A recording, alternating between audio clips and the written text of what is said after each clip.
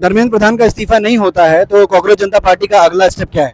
हम लोग सच बताएं तो अभी ये सोचे ही नहीं है कि अगर नहीं होगा तो क्या होगा, क्योंकि हम लोग यही सोचे हैं कि उसको इस्तीफा देना ही पड़ेगा और वो देंगे। निगेटिव सोचे नहीं है, दूसरा निगेटिव वाला ऑप्शन। आप बता रहे हैं कि 26-27 को राहुल गांधी यहाँ पर आने वाले हैं। हाँ, ऐसा सुनने में आ रहा है, और अगर सुनने में आ रहा है तो वो अच्छे नेता हैं, विचारधारा उनके पिछले कुछ सालों से एक बहुत राइट वे पे चल रही है, तो उम्मीद करते हैं वो आएंगे। सरकार अभी राजशाही है, राजा है बैठा हुआ, वो सुन रहा है नहीं। और सर अभी आंसर भी नहीं तोड़ेंगे जब तक ये सरकार जो है बात सुन नहीं लेती है, तब तक आंसर नहीं तोड़ेंगे सर। वो अनशन नहीं तोड़ेंगे, लेकिन क्या आप लोगों को चिंता है उनके स्वास्थ्य की? हाँ, हम लोग को बिल्कुल चिंता है कि उसकी तबीयत बिगड़ती जा रही है।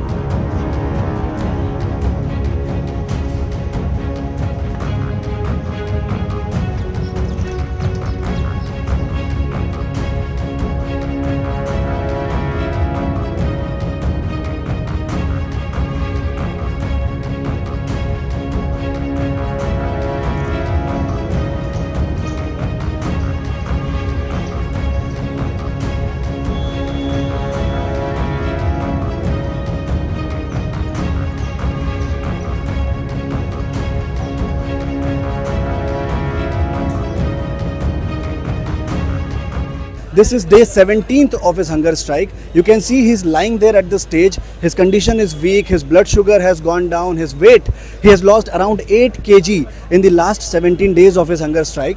As you can see behind me, crowd is only swelling. However, out of these 17 days, no answer from the government seem to have come. Government does not seem to have reached out to these protesters, and therefore they are planning future course of action.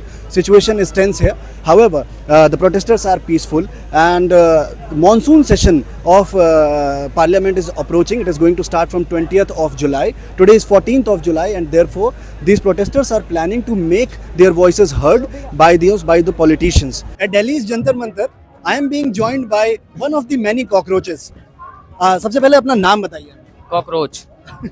तो आप यहाँ पर ये cockroach की वेशभूषा पहनकर क्या संदेश देना चाहते हैं? संदेश यही है कि जो हमारे बीच में 30 से ज्यादा बच्चे नहीं हैं, वो जो नीट पेपर लीक की वजह से अपनी जान दे दी, धर्मेंद्र प्रधान की लापरवाही की वजह से, हमारे बीच में 15 से 20 हमारे साथी ऐसे हैं जो 14 से 15 दिन से लगातार भूख हड़ताल पे बैठे हैं, इसलिए कि हमारे देश के अंदर जो ये भ्रष्टाचार हो रहा है शिक्षा व्यवस्था में वो सही हो, और जो सुसाइड किए हैं बच्चे वो अब आगे भविष्य में ना कर पाए, और जो किए हैं उनको न्याय मिले। हमारे सोनम सर है यहाँ पे बैठे, उनका हम ताकत बनने आए हैं, उनके मनोबल को और ज़्यादा बढ़ाने आए हैं, डाउन ना होने पाए, क्योंकि उनकी लड़ाई वो उनकी नहीं है, हमारे लिए लड़ रहे हैं, वो हमारे देश के लिए लड़ रहे हैं, शिक्षा व्यवस्था को सुधारने के लिए लड़ रहे हैं और धर्मेंद्र जी को हटाने के लिए लड़ रहे हैं। आज 17वां दिन है सोनम वांगचुक के हंगर स्ट्राइक का, भूख हड़ताल का। क्या लगता है आपको कुछ परिवर्तन आएगा इससे? जी, परिवर्तन आएगा, पूरी उम्मीद है परिवर्तन आएगा, क्योंकि देश के हर एक कोने कोने से पॉलिटिशियंस है वो भी आने लगे हैं, समझ रहे हैं वो कि हाँ देश की लड़ाई है, देश के शिक्षा व्यवस्था की लड़ाई है, तो हमें जाना चाहिए। सारे लोग आ रहे हैं सिर्फ बीजेपी को छोड़ के।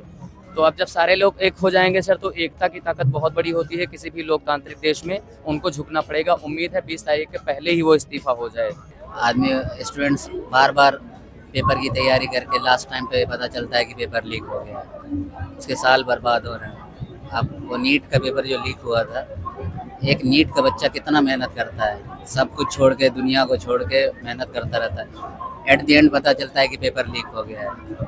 बहुत सारी दिक्कतें हैं शिक्षा में, तो बहुत सारी दिक्कतें हैं, हर चीज़ का पेपर लीक हो रहा है। आए दिन जितना कोई भी सरकारी नौकरी हो सबका पेपर लीक हो जा रहा है। धांधली बहुत है।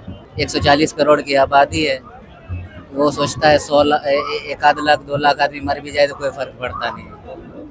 सोनम वांगचुक सर जो है इतने बड़े साइंटिस्ट, इन्होंने अपने लद्दाख के लिए क्या क्या नहीं किया, आर्मी के लिए, देश के लिए क्या क्या नहीं किया है।